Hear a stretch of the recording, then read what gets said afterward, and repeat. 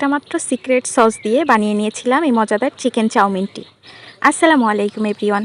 এখানে আমি কিছু মাংস কেটে ধুয়ে পরিষ্কার করে নিয়েছি। এরপরে একে একে আদা বাটা, রসুন বাটা, জিরা বাটা, লবণ, মরিচের গুঁড়া দিয়ে এরপরে কিছুটা ময়দা দিয়ে খুব ভালো করে মেখে রেখে দিচ্ছি। অন্যদিকে আমি একটা কড়াইয়ে পানি দিয়ে 1 চামচ লবণ, 1 চামচ রান্নার তেল দিয়ে চাউমিনগুলোকে সিদ্ধ করে নিচ্ছি।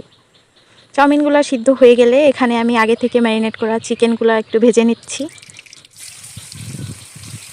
চিকেনগুলো অতিরিক্ত ভাজা যাবে না, অতিরিক্ত ভাজলে চিকেনগুলো শক্ত হয়ে যাবে।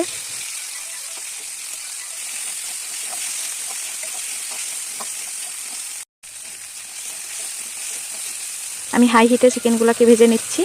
চিকেনগুলো ভাজা হয়ে গেলে নামিয়ে অন্য একটা বাটিতে আমি কিছুটা টমেটো সস, সয়া সস, গোলমরিচের গুঁড়া, 1 চামচ লবণ এবং 1 ফালি লেবুর রস চিপে খুব ভালো করে মিশিয়ে এটাকে এক সাইডে রেখে দিচ্ছি।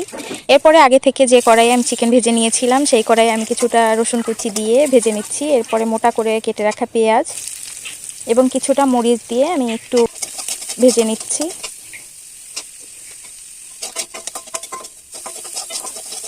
কিছু সময় ভেজে নেওয়ার পরে আগে থেকে যে সসটা আমি রেডি করে রেখেছিলাম দিয়ে দিচ্ছি সেই সসটা।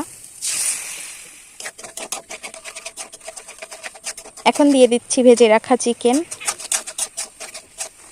এগুলা খুব ভালো করে নেড়েচেড়ে মিশিয়ে নিয়ে এখন দিচ্ছি আগে থেকে সিদ্ধ করে রাখা চাউমিন। এটাকে আমি হাই হিটে খুব ভালো করে মিশিয়ে নিচ্ছি। রেডি হয়ে গেল মজাদার চাউমিন। আল্লাহ হাফেজ।